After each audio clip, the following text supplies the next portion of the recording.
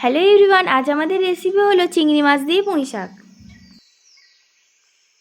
প্রথমেই পুঁই শাকগুলোকে ভালো করে কেটে নিলাম।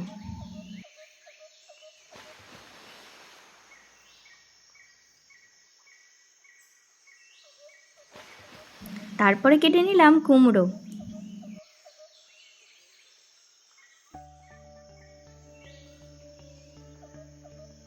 পেঁয়াজ আর আলুটাও কেটে নিলাম।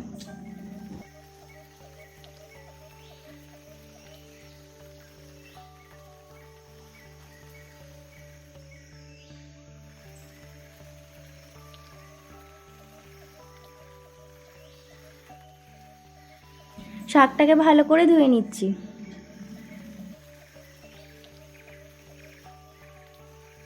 এই যে চিংড়ি মাছ। প্রথমেই তেলটা গরম করে নিয়ে চিংড়ি মাছগুলোকে ভালো করে ভেজে নেব।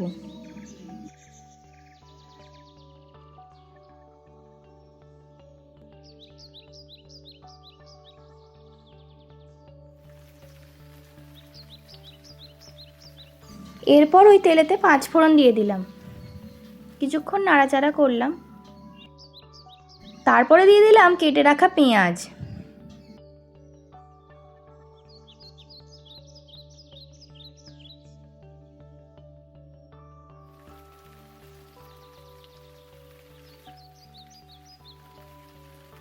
পেঁয়াজটা ভাজা হয়ে গেলে দিয়ে দিলাম পুঁই শাকের ডাঁটা, আলু, কুমড়ো কাটাটা।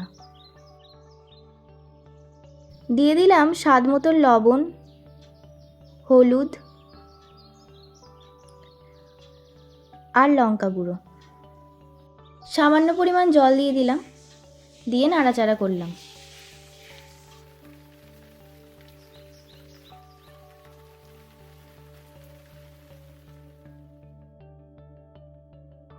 এবার এটাকে কিছুক্ষণ সেদ্ধ করতে দেব।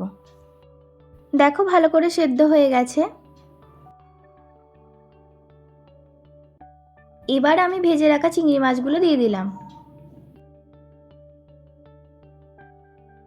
কেটে রাখা পুঁই শাকগুলো দিয়ে দিলাম। টেস্টে ব্যালেন্স থাকার জন্য সামান্য পরিমাণ চিনি দিয়ে দিলাম। আর এই রেসিপিটা তোমাদের কেমন লাগলো কমেন্টে জানাও। টাটা।